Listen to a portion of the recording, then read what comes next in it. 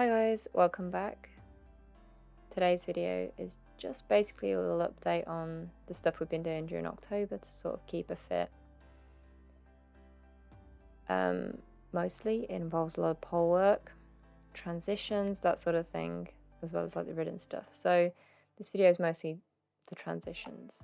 So here we've got two sets of poles out. The top set are trotting poles and this bottom set are just walking poles.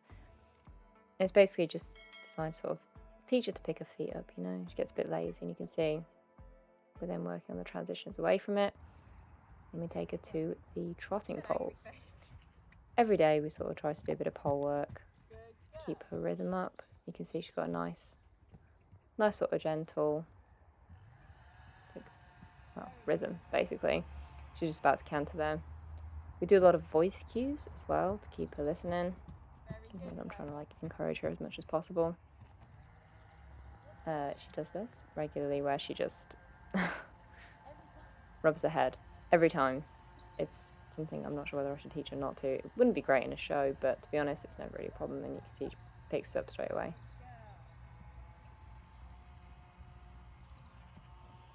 So it's sort of just creating this nice gentle rhythm, teaching her to sort of keep going.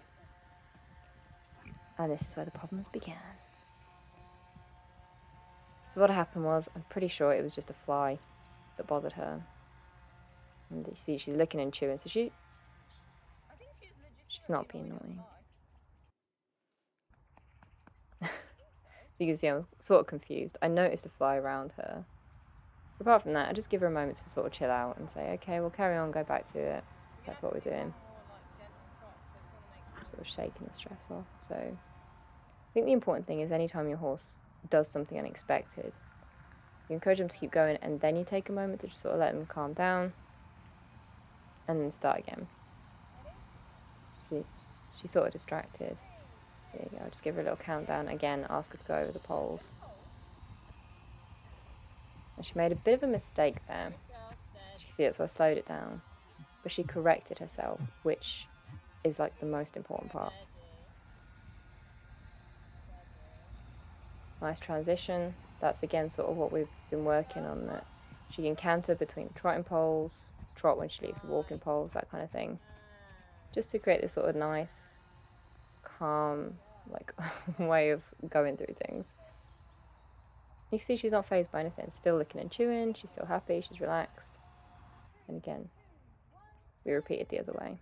I've got the lunge whip at this point, just sort of encourage her to say, we want forward movement. She messed up again there, but what's interesting about this is you can see actually she doesn't really put the right strides in. So there she wanted to canter, and I'm having to sort of encourage her to sort of stay in a nice steady trot. Because again, as we progress with riding, I want her to listen to me, not just do what she wants to do because she can.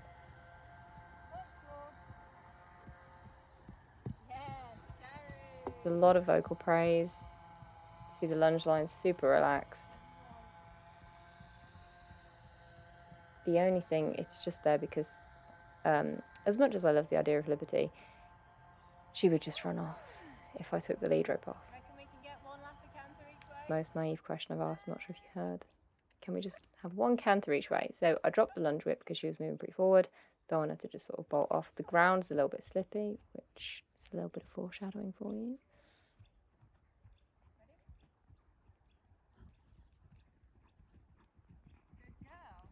And that was it. See if you notice what happened. Slowed it down. She slips. And there's that sort of, she's upset by it. That's where the butt comes out. She carries on though, and that's super impressive to me. But I already noticed in that moment she wasn't that happy, because you can see she's sort of thinking about canter, but she doesn't really want to do it. You see, it's a tiny little slip, but this is the thing with, well, with Carrie. I just need her to do a couple of strides. She struggles when she loses her confidence, and that's something we've been working on a lot, hence the pole work, the transitions, everything, so she sees she can do it. We go back to the pole work because that's where we last left off well. But you can see she's not happy at all. I took the whip back just to keep her moving forward, because without it, she sort of just refused to do anything. Again, back to the pole work for the rhythm. If she's got good rhythm, she can go into that canter a lot easier. And here the thing is, I don't really let her stop and think about it every time, because I want her to overcome this as quickly as possible, but calmly, to be like, no, you know how to canter, you can do it. Just take it easy. This is another reason why I don't ride her that often. The moment that something happens that she's not that happy with, we can have quite a dramatic response, and I can't blame her, you know, it's fine. It's one of the reasons I left this video sort of unedited. It takes time. It really was meant to be a super simple exercise just to show the different transitions. But actually what it became in the end was more showing how to help your horse overcome their fear. See, she's sort of wound up now. She's more like alert to everything.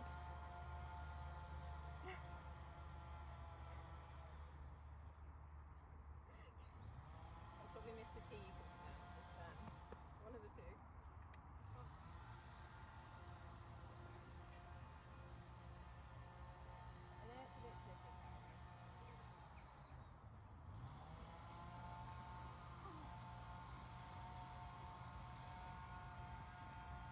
Do some walking here, just over the poles again. Keep her calm. And you see the blow in her nose. That means she's starting to relax. The moment things get a bit too tense, you just have to let them take a moment to just collect themselves. And you see, beautiful canter.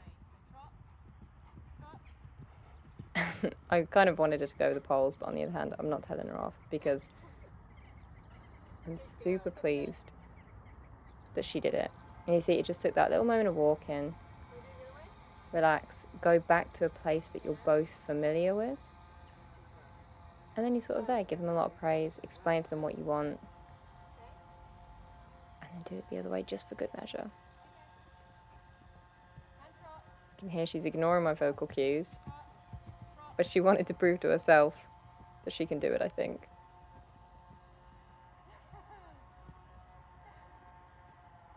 Anyway, thanks for watching. I hope you enjoyed the video, and see you next time.